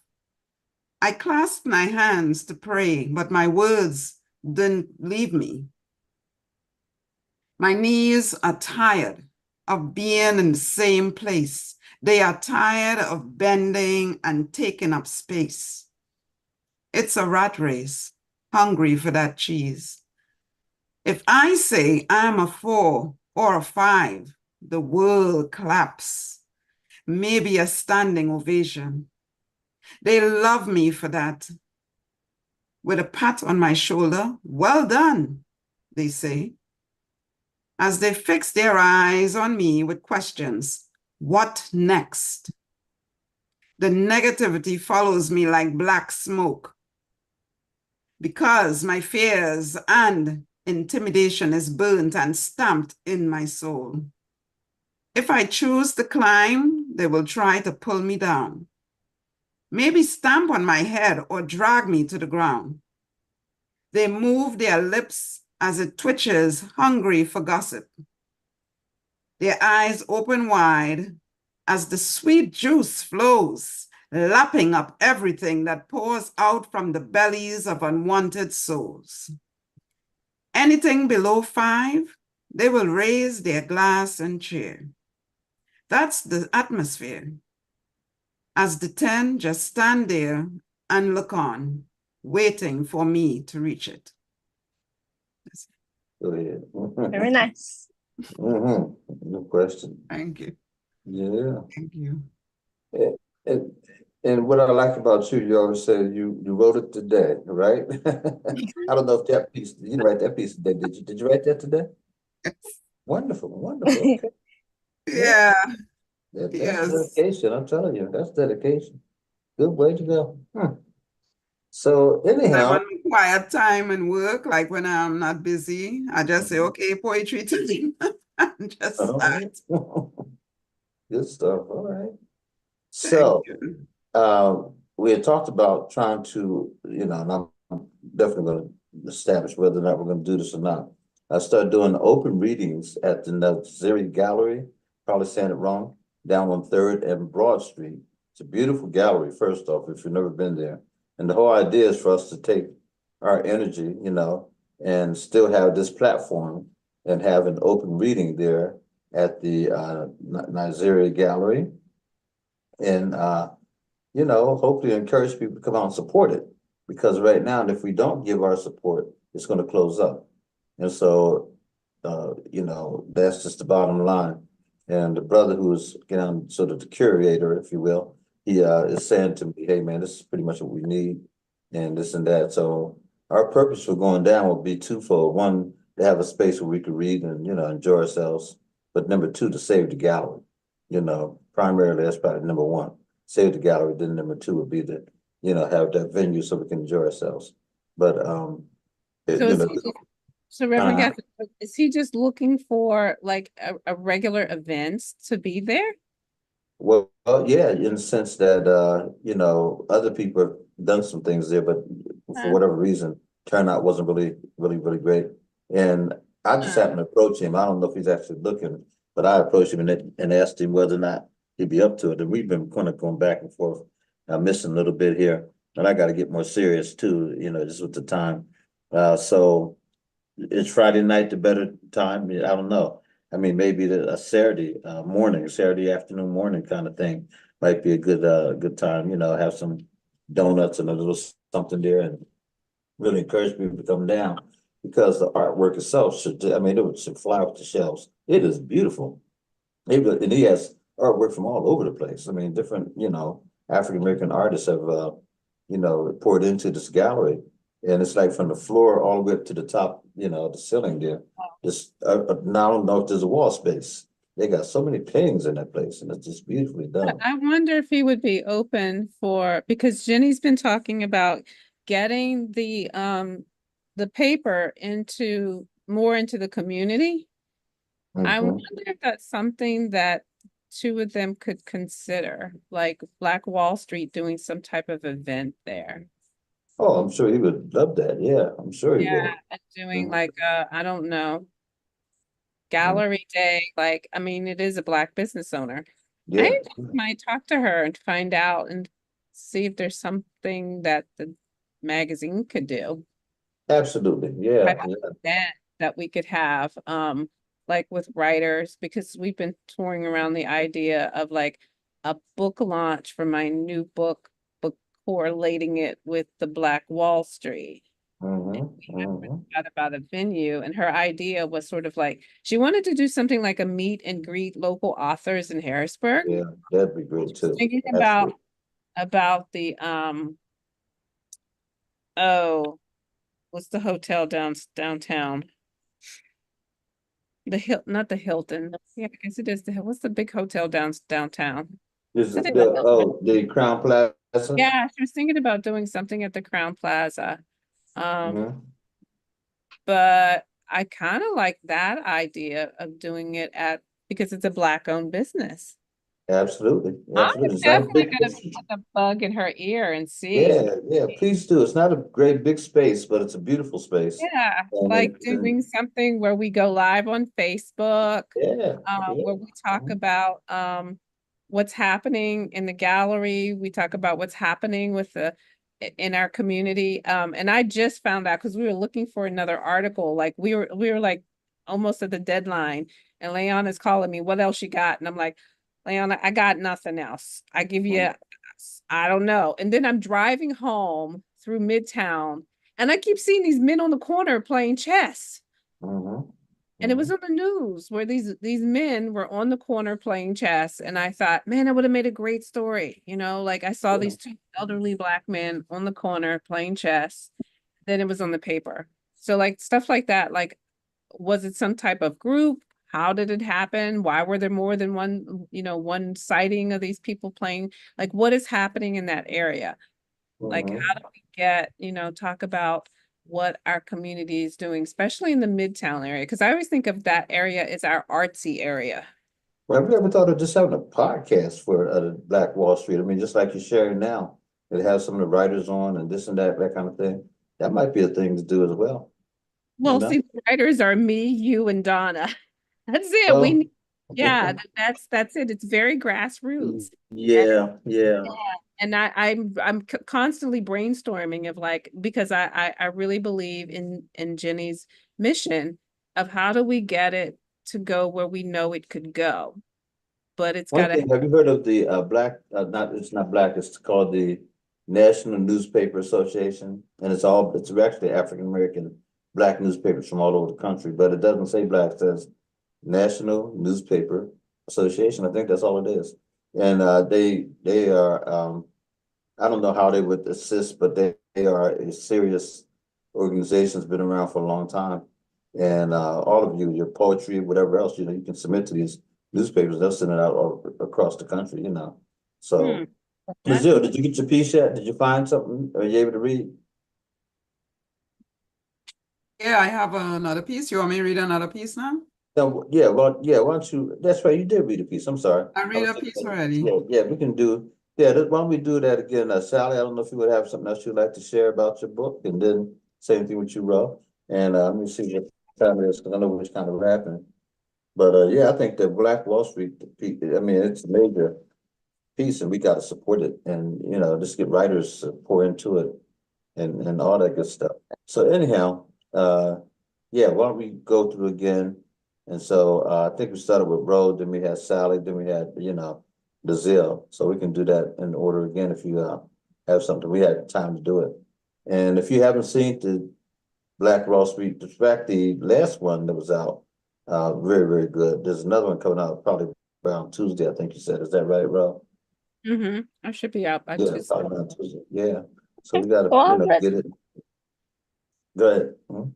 I'll do the dedication. I'm not going to give too much about my book out. That way, if they're interested, they can go ahead on Amazon and get it. But I will read this book is dedicated to everyone living with neurological medical conditions such as epilepsy. It is also dedicated to those who have lost their lives due to the lack of proper care and understanding from others.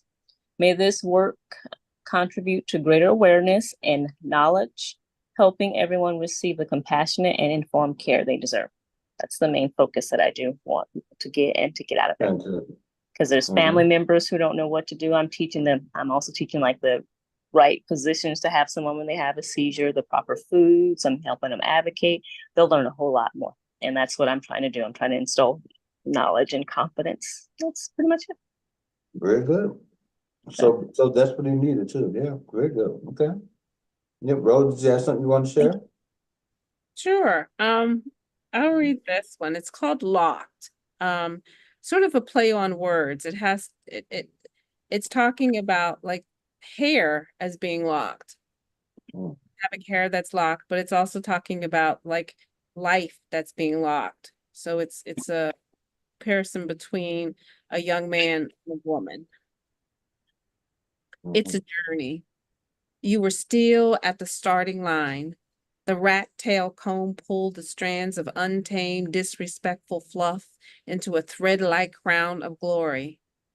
An inch longer it grew, pride set in a foot taller was the walk. The Nubian queen was starting to emerge. No longer enslaved by societal standards of political correctness or Anglo-Saxon grade of assimilation, the journey began, locked. He had a name, now only known as 40722. Mhm. Leaving the last three digits alone in their stance for a walk of freedom, they just called him 40. No acre, no mule, only fields of injustice to plow through. Mass incarceration, miles of segregation, no hope for restoration. He just saw it as locked. Wow. No lost cause here. We marched through the streets, bolstering remnants of Black pride, our faces numb, some wanting to commit suicide. Only the weak left, no room for the strong. She stood in the front of the line, wearing her Angela Davis crown, fist raised, heart open, ready to defend those young ones lost to street gangs and opioid slain. He no longer put up a fight. There was no gun that night. He should have walked away. No pride loss was worth this cost of life vigor. He's got jail time. Babies pulling at her young breasts. This whole thing is one big mess. No job, no welfare line, nowhere to go. So she looks down at what used to be her crown, now a mass of tangled hair. No fee for upkeep, so she had to let them go. Now all she knows is what used to be, but now what is lost. Mm. Good play on words too, with the lock. I like that. Mhm. Thank you. Yeah, very good, very good. Nice. Nice. Brazil. Nice. Mhm. Yeah. You like to get one in Brazil?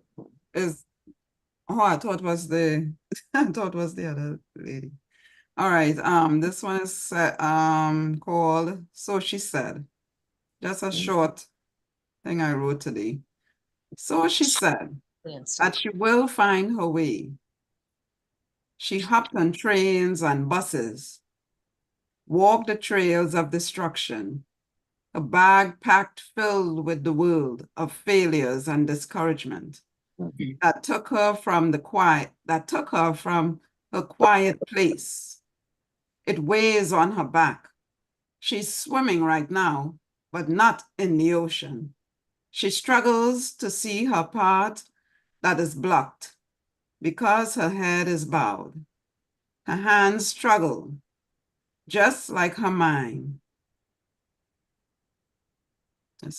The hole is deep.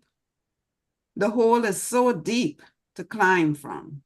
She can't climb right now. She's being pulled down.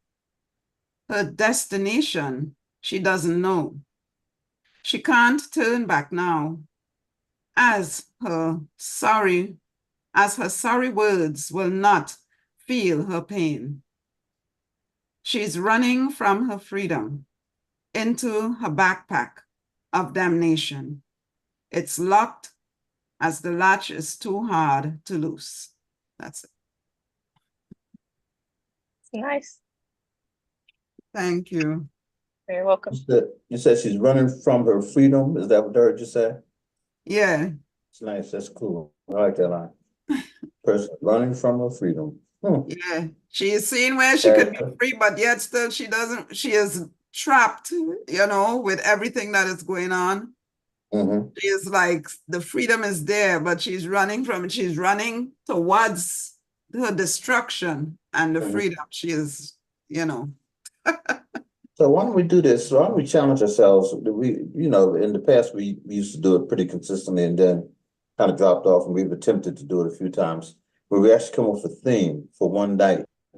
And we all write on that. We really write on it, and then we share, and have a theme night and invite people and advertise and let people know this is what we're going to be doing, So if we had a theme night and we wanted to write about an issue, subject, whatever, what should we write about as writers, poets, And it can I be got- prose poetry. I've got one.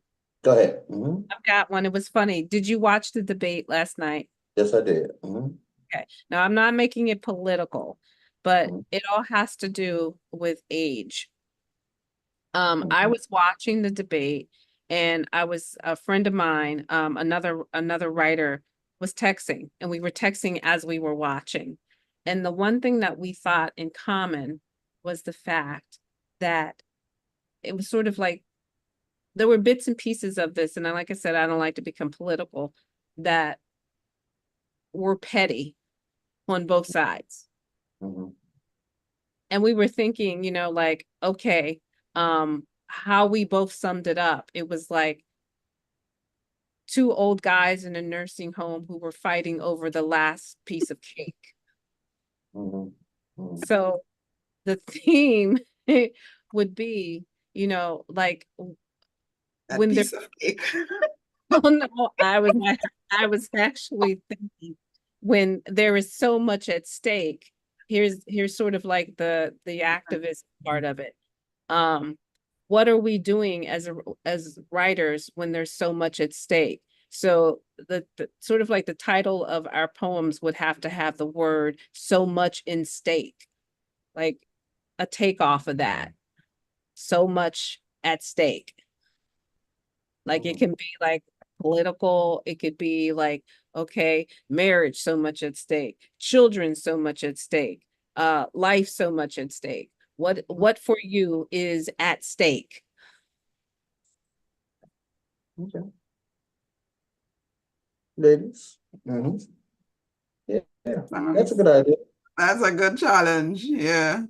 Anybody else have something? Well, and that's yeah, what for you is at stake, okay? Anybody else have another thought? How about love? Love is important. Well, right Okay. now, the way the world is, so many people are hurting and going through things. They need to learn about Yeah. love, self-love. And if more people learn Okay. about self-love, that'll stop a lot of problems. So Yeah. self-love, you which at stake Uh, for you. Okay, those are two good ones. How do you love yourself? Is that how do you love yourself kind of thing? Yes, how could you love yourself Okay. more? How do you just Yeah. determine that you love yourself? What do you think you can do to love Mhm. yourself differently? So when you love yourself, you want to love other people. Okay, I like it. Thank you. All right. That actually could be wound up in what I just said about so much is at stake when you don't love yourself. Mhm. That's a good one too. Yeah. yeah. Mhm. Yeah. Because some of the things that are going on, Yeah, okay. Yeah. that's a Yeah. pretty good. Mhm. Yes. Mhm. Yeah. Especially, well, my thing was woman, especially as a woman, you could tap in women somewhere in there too, you know, Yeah. Mhm.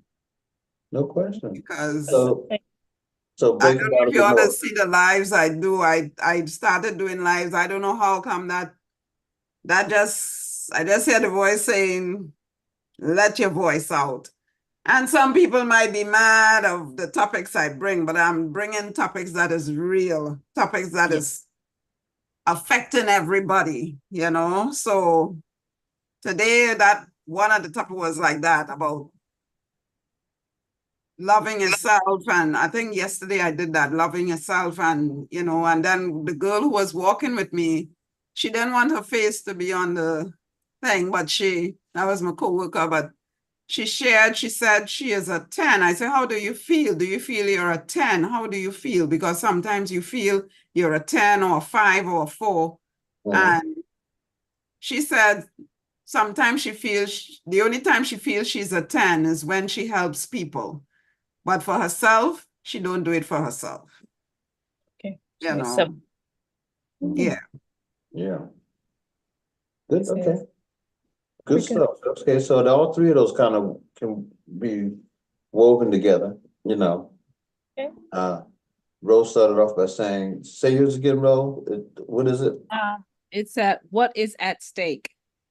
What is at stake? And then When you don't love well, yourself as a woman. yeah, and loving yourself. Okay, what is at stake when you're loving yourself? And then you said the zeal as a woman. Is that what you're saying? Yeah, I don't know if you want that. It's just No, throwing. it's good. Yeah, no, it's good. Yeah, we used to do things where you had a women's night, you had a men's night, that kind of thing. And it doesn't have to be the whole 2 hours. It could be, a segment that we do, and just do the reading and all that. So, yeah. So, now next week is Independence Day, and that's the other thing. Brother Chris, you can be around next Friday. Yes, sir. I'll be in town, sir. Okay, we're good. All right then. And ladies, I'm not sure if you're gonna be around or not. Anyone wants to, we plan on having, the Writers Workshop, and that'll be the day Yeah, I'll after be here. Independence Day. Okay, good. All right. So, if you're really, serious about that, we can, literally just have you all write on that theme, sure, okay. Yeah, guilt, love, and also, or self-love. And then also from a woman's perspective, yeah. Okay. What is at Cool. stake when you don't love yourself? That's it, right? Is that? It's not just Never. thinking. Self-love. Okay. Something is missing. It seemed like there's a part missing. I don't know. Am I missing something? Did we not say something? But I don't know. Yeah. But anyhow, we'll see how that goes. Sally, you down for it? I am. I look forward to it. Okay. My Okay. project is Jill? online. My son, I'll Mhm. see what we have to do, but yes, I'll be able to write something. I look All right. forward to it. Something might not be Great, able to great. be 2 hours, but I'll be able to come on for a little bit because I That's still have to good. spend some time with my son. Oh, absolutely. Yeah. So, and how about you, Dazelle? You down for writing something? Okay, Yeah. good. And I'm sure Ro is as well. I'm gonna speak for her. I'm sure she is. So, yeah, this is good. This is good. Oh, I'm We sorry, I can had to step away for a minute. What was the final theme? do, all three, you just wove them all together. So I don't What's know at why I keep stake when blanking. you don't what's at love stake yourself? when you don't love yourself? Yes. What's Okay. at stake when At you don't stake love when you yourself don't love yourself as a As as a woman. a woman, as a yes. woman? Yeah, as a woman. What's at stake when you don't love yourself as a woman? That's the three part. You how good we are at combining stuff. That is good. That's very Teamwork is good. really good. Yes. Do we want to invite other women to come on and work with that theme, or just the three of you? How do you Oh, want to do the that? merrier to me. Say it Anyone. again. The Okay. more the I gotta merrier. take this call real quick. Hold on a second. Okay. I say the Ooh, more we're the gonna turn this off. Yeah, the more the merrier, even if it's a man who would like to write. Yeah. But I might not be able to stay on too long. Well, are you hot, babe? Okay, I'm almost done. Okay, I apologize. Okay. All right. while we speak, I just sold a book. All right. Nice. The Cash App was going cha-ching. Talking about something that he did a butt call, obviously. Anyhow, well, listen, we have 8 minutes left. Let's round robin real quick. Anything coming up that we need to know about? Any programs coming up? Or I mentioned Citywide Revival on on July the 16th, 17th, and 18th. It's at Reverend Thomas Key's church, and I can never think of the name of Thomas Key's church. Oh boy! Anyhow, you can find it online.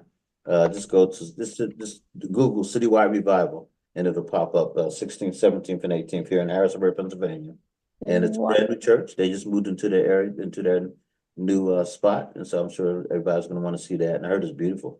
So Thomas Keys and also Kirsten Nicole Keys. They're two dynamic people, and they are hosting Citywide Revival. And they always have a different preacher each night, and it's always very, very good. If you've never been to it, check it out. Okay. Let me see what else. Anything else, ladies? Anything coming up? No. It's summertime. Don't forget that. And I think in September, the Harlem Book Fair is going to take place. I think it's the first part of September. If anybody knows. Oh, wow. If you go, let me know. Oh, yeah. Love to go. Hope that, we used to go every single year. And then, it's been back, every 2 or 3 years, something like that. We're going to try to get to it this year. For Yeah, if sure. you go, I want to go. Okay, I got you. In fact, we have a van. We could take a van up and, do something. Yeah. Hope I'll see you all. Okay. Yeah, they holler. I'll try my best to come. Oh, excellent, excellent. Yeah, I'd love to have you. Yeah. And how close are you to Harlem Book to the, you know? I'm far. I went there once. I was at that time I was with a modeling company and they had Okay. New York. That's when they had the New York Fashion Week. And Oh, I yeah. did art. That was in 2019, somewhere around there. And Okay. Mhm. it took place in Harlem there was a church somewhere there, some cathedral church somewhere there. Okay. Okay. Oh, So you were a that's the model? last time I went there. You were a model? Was that? You were a model? No, I did a play. Oh, okay. Yeah, I was part of a play, and I didn't charge for the modeling. Yeah. All right. I was part of a Well, play that's with immigration and stuff. So fantastic. Great. Great. All yeah. right. Well, listen, we have 3 authors here, all published writers, and we hope that you will continue to support them and let them know that you know their work is not in vain. Yeah, and it's educational too. That's the other thing. We when you read the authors, remember you're learning. You're learning something about them, something about the subject matter, something about yourself. You know, and so that's what it's really all about. And you know, again, congratulations to Sally Johns with her book out. It's been a long journey, but it's here now. And Yes. it's on Amazon. And so we're looking forward to supporting that. And also the Zill. I know that you have a book of poetry out and you know, things are going well. Also, you're still doing your podcast, is that right? Well, yeah, it's and on Saturdays, yeah, it's the same powder room, but a different. It's more like on a live Facebook Live thing. Yeah, yeah. And yeah. during the week I do lives in the morning. That's So good. Wonderful. Yeah. Well, keep it get up. in Keep there. doing it. Keep doing it. And bro, Yeah. your book is out this you know this month, right? Yep, it's live now. It's on Amazon, it's on Barnes and Noble. You can buy it on Barnes and Noble, both in paperback and ebook. You can get it on Amazon, you can get it on Overdrive, Talento, Apple. Mm. Yeah. Nice, nice, nice. Wow. Okay. And also Black Wall Street will be coming out next week, but we're understanding. Looking Yep. forward to that. Okay. There. And I will email you next month's theme. All right. Good. Okay. Well, thank you. You all have a wonderful evening and enjoy your weekend. You do the same. Thanks Right, for you coming on. too. Appreciate you. Take Yeah. care. Take care. All Right. right. Night. Bye-bye. Yeah. So we're gonna say good night to everybody. I want to thank Brother Chris again, once again. Did you have another video that you had lined up that we didn't get chance to, or did we get them all? I do have a short one. If you give me 2 seconds, I can line it up. I'll wait. Okay, great. That's where we'll go off tonight with the video, and I appreciate all that you do. And I want to thank everyone for coming on, the Zill, Sally Johns, and also you know, Ro. And I hope that you will have yourself a blessed weekend. It's gonna be a nice weekend. You may get a couple storms down. I understand you may have a couple storms coming through our way. You know, so be careful out there, whatever you do. We set up here with 12 hours worth of darkness the other day. That storm hit us and every lights went out and didn't come back on for 12 hours. I was like, what? Oh, wow. But we were, you know, I had to throw away some stuff in the refrigerator though, because I don't want to take a chance on that, you know, salmonella and all that kind of stuff. You hope it stayed cold, but you don't know if it did, you know, so we said, okay, we'll just throw it out. But anyhow, God is good. And we survived, right? So, Yes, okay. indeed. He's still alive. Amen. That's right. Amen, amen. Yep, still alive, still doing our thing. Well, listen, God bless you all. And the last thing we'll hear tonight is this video by Brother Chris is going to bring it up.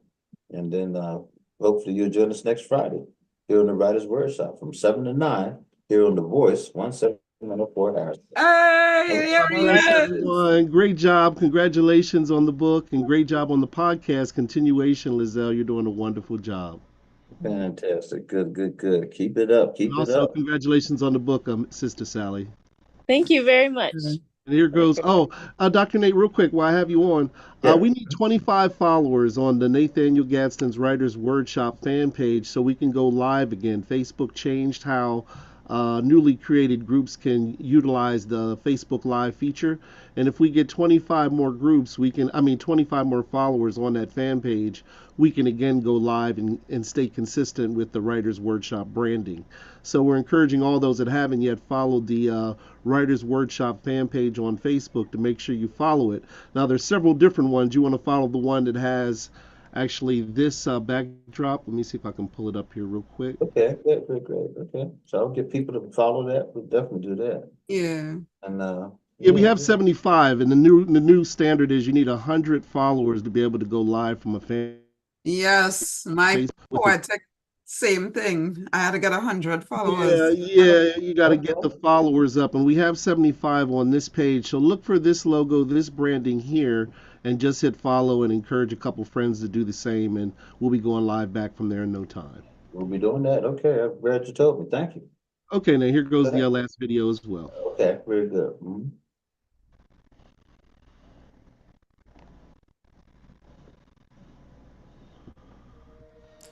Someone asked me a question the other day.